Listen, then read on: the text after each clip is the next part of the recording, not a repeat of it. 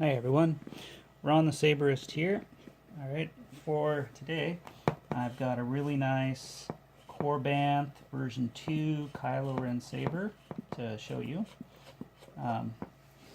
This particular one, it's the simple Goth 3D chassis and the other 3D printed part that goes with it. It's a 28mm NEC speaker in the end of this guy. That's why we needed this special part for this particular build. Otherwise, the existing insert is probably a little bit long and would hit the speaker, and we want to avoid that so we don't get any rattling or potentially harm the diaphragm. Painted it silver so it looks cooler. I just kind of blow the silver on there so some of the black shows through. Gives it a pretty good effect.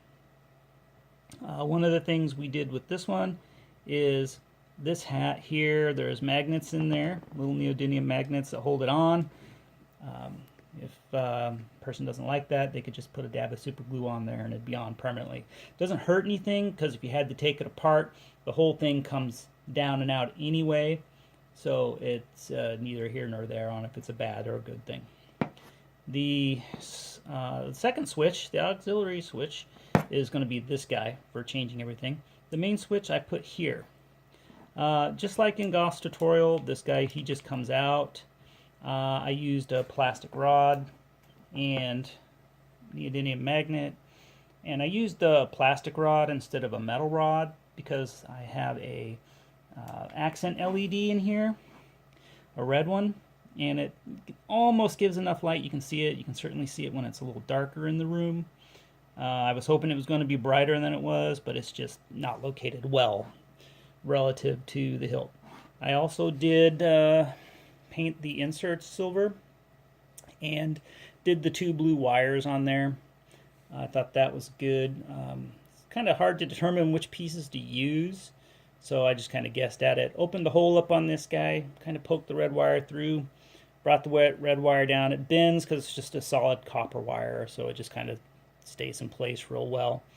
I use the Velcro because the magnets for the chrome piece don't really hold, or for the outer sleeve. I didn't want them falling off or rattling around too much, so it helps. It's got the 1.3mm recharge port and a switch. So you don't need a kill key because you got the switch, and I've set the switch so that when it's in the off position you can get the recharge port barrel connector in there to charge the battery, and otherwise you can flip the switch to turn it on. This one just has the stock fonts on it. SD card access is right there. So this is an Igniter 3 with the X-Guard, and the Igniter 3 sits right in here. The X-Guard, or X-Drive piece, sorry, sits underneath the chassis, and there's a slot underneath this chassis where you could put it. The wiring for the Quillions, you're able to use the copper heat sinks and full-on ones. I had to grind them down just a little bit, but it's real nice to be able to do that, so you get much better heat sinking and cooling for your LEDs. The wiring comes down, comes inside and between the chassis and then into this metal sleeve.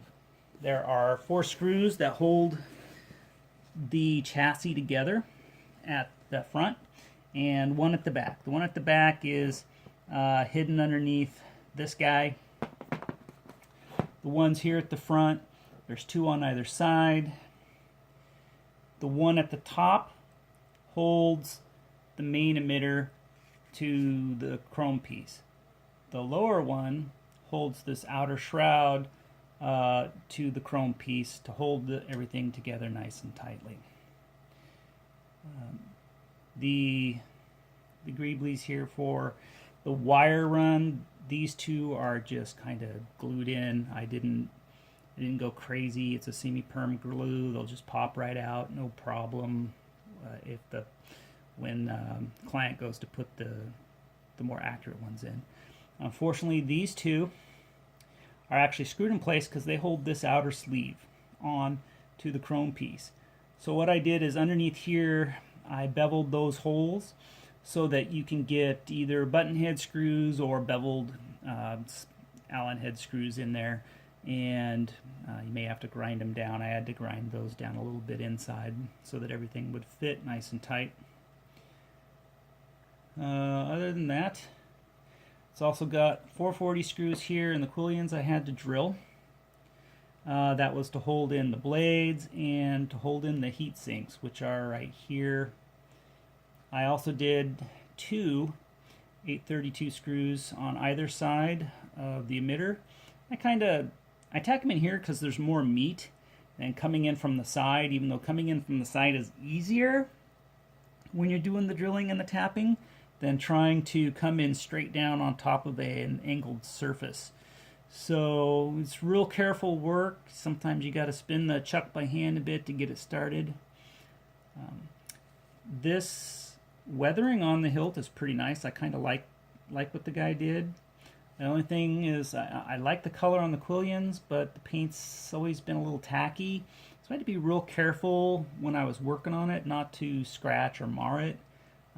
Probably didn't completely succeed, but you know, it's just part of weathering. I'm using dark red, green tricrease, and the reason for using green, as I tell people when they ask me, is with green you can mix in with one of the reds to get yellows and oranges, or with both reds to get an orange but not completely red. Or if you don't like the deep red blade after you get it, you can mix in a bit of green, turn the blade a little bit more orangey, because sometimes in the movie you see it and the blade is dark red, and then sometimes you see it and it's a little bit more orangey red or regular red.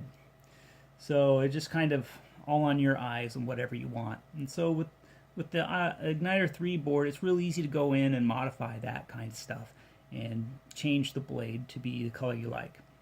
It's also fun because with a blaster block, flash on clash stuff, you can really make some nice colors. You could blast in green, you could do oranges, yellows, blade shading, kind of flickering back and forth between colors. So it's kind of fun if you don't mind having something totally non-standard like that. If you want to compare this guy to a Phoenix Props version 1, here we go. You can see the quillions are a little smaller, but the overall hilt construction is pretty identical.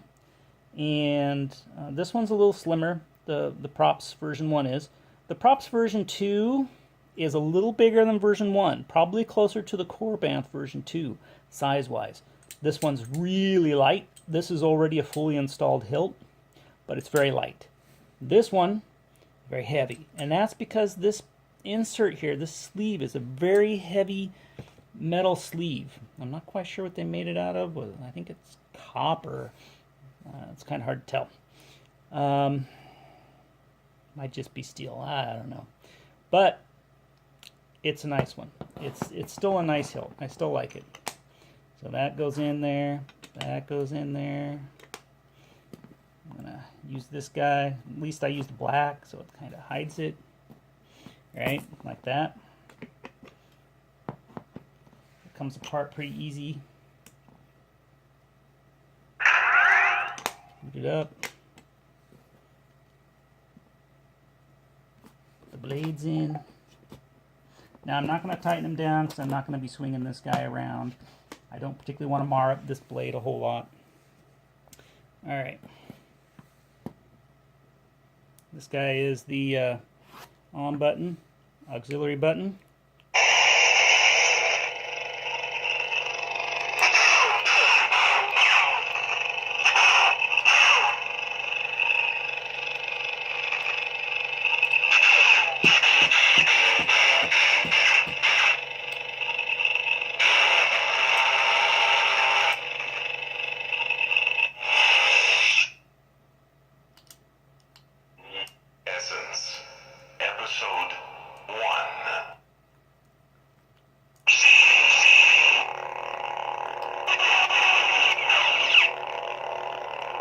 So just some